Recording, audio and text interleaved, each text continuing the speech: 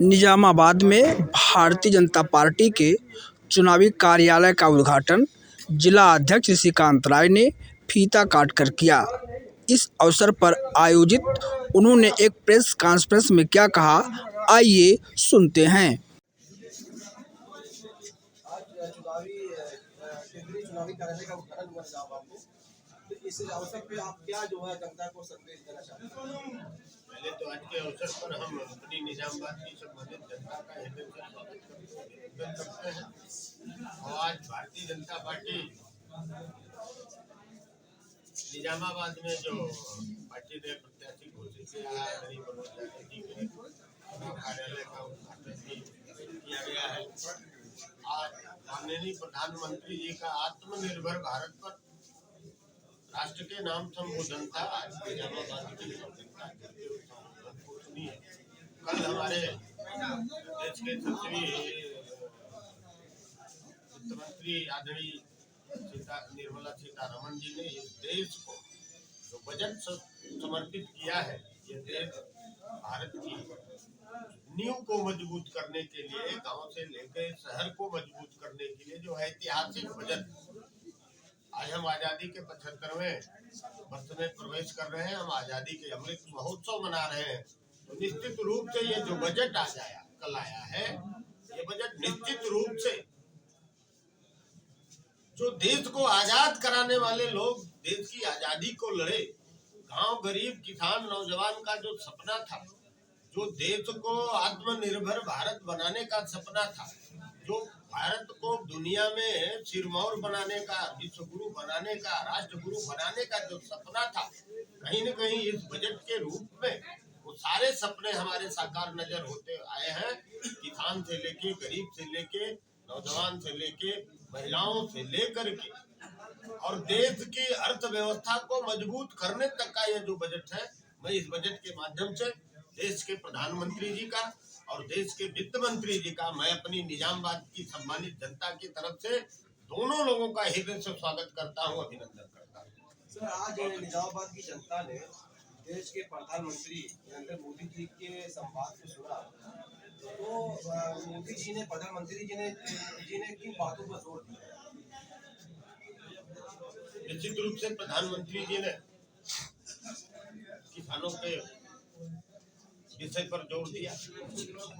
Budget में उनके लिए प्रावधान हुआ। स्टार्टअप इंडिया का जो नारा देते थे, देश के नौजवानों के लिए, किसानों के लिए, देश के माताओं के लिए, इस बजट में प्रधानमंत्री ने जो प्रावधान किया उनके संबोधन में वो चीज दिखी है। गंगा से लेकर के किसानों के जो कॉरिडोर बनने हैं गंगा के किनारे, जो हम जैविक खेती पर हमारे प्रधानमंत्री जी का एक जो विजन है, ऑर्गेनिक खेती का जो विजन है, पूरी दुनिया के सामने जो प्रधानमंत्री भारत का विजन रखते हैं, इस बजट में प्रावधान करके इस देश में वो भी आज उनके देश के सामने रखे हैं।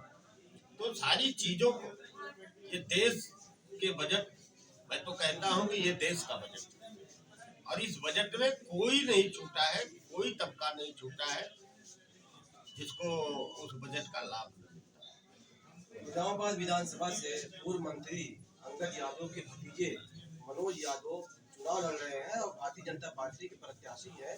भारतीय जनता पार्टी के कार्यकर्ता जो है, जो सरकार की योजनाएं हैं और जो उपलब्धियां रही हैं, उसको जनता तक पहुंचाने के लिए जो है क्या रणनीति जो अपना रहे हैं?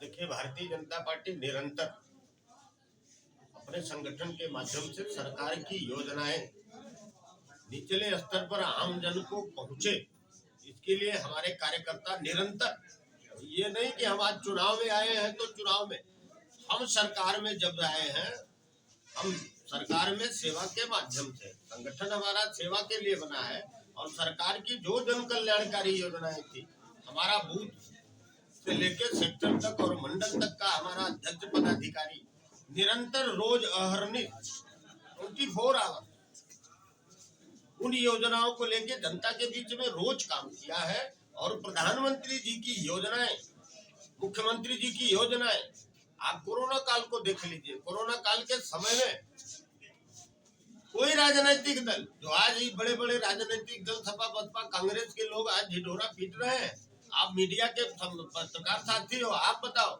इस सड़क पर भारतीय जनता पार्टी के कार्यकर्ता के अलावा किसी राजनीतिक दल का कार्यकर्ता दिखा क्या? हम सेवा के माध्यम से जनता के बीच में निरंतर काम करने वाले लोग हैं और हमारी सरकार की योजना आम जन, आम किसान, आम महिला, आम नौजवान के लिए जो योजनाएं हैं, हम कार्यकर्ता के रूप में उन योजनाओं को आम जन तक पहुंचाने का काम किए हैं। उन्हीं सभी सेवा कामों को लेकर के हम आज जनता के बीच में भारतीय जनता पार्टी के चुनाव चिन्ह कमल के फूल पर मनोज यादव के समर्थन में हम वोट मांगने का काम करते हैं। आप भारतीय जनता पार्टी के इस क्षेत्र से जिला अध्यक्ष है, अध्यक्ष आप हैं और आप मनोज यादव जी चुनाव लड़ रहे हैं, आप जनता के बीच भी जा रहे हैं।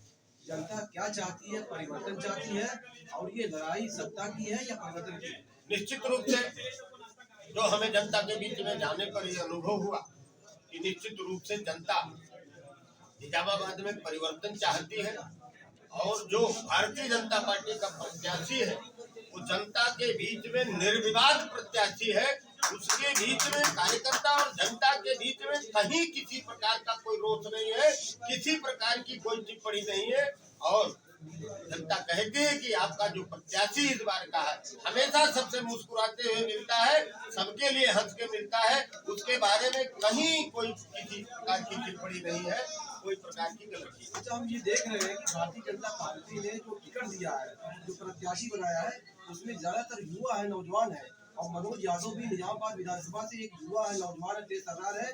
तो इसके पीछे क्या राज है, क्या वजह है? हमारे देश के यशस्वी प्रधानमंत्री नरेंद्र मोदी वैश्विक मंचों पर कहा करते हैं कि भारत दुनिया का सबसे युवा देश है और आज उत्तर प्रदेश भी भारत का सबसे युवा देश है।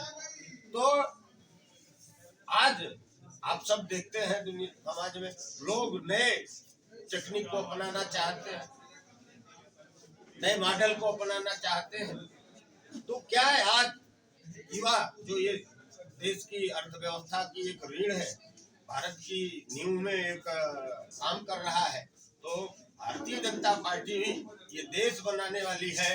ये कोई न तो जातिवादी संगठन है और न कोई ये भ्रष्टाचार पर चोट करने वाला है, गुंडागर्दी पर चोट करने वाली दल है। ये जातिवाद को उखाड़ फेंक के समता मूलक सारे समाज को साथ लेके चलने वाली दल है। सबका साथ, सबका विकास, सबके विश्वास और सबके प्रयास पर चल के भारतीय जनता पार्टी ज्यादा से अधिकांश हम अपने युवाओं को समाज की सेवा के लिए, जनता की सेवा के लिए, समाज के विकास के लिए, विधानसभा के विकास के लिए, गांव गरीब के कल्याण के लिए युवा चेहरा लाए हैं। हम निश्चित रूप से निजामाबाद की जनता परिवर्तन जो चाहती है, भारतीय जनता पार्टी का इस बार